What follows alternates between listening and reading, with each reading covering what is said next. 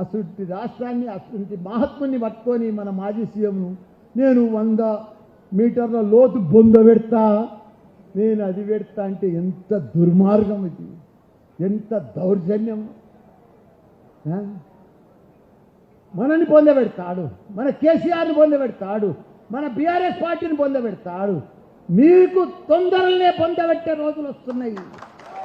మీకు బొందబెట్టేటోడు ఆల్రెడీ ఢిల్లీలో ఉన్నాడు, ఆల్రెడీ స్టార్ట్ అయిపోయింది. మీ బొందలు స్టార్ట్ అయిపోయినాయి ఆల్రెడీ. మొన్ననే ఢిల్లీలో ఇండియా కూటమిలా ఆఖరికి 3 జరిగిపోయారు. ఎవరెవరు జరిగిపోయారు? మమతా బెనర్జీ జరిగిపోయిందా? నితీష్ కుమార్ జరిగిపోయిందా?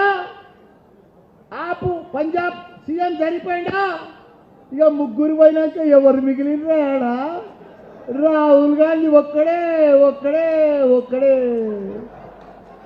ఆయన రెండోసారి జోడో యాత్రకు పోతే మిగతా పార్టీలన్నీ చోడో యాత్రకు వెళ్ళిపోయింది.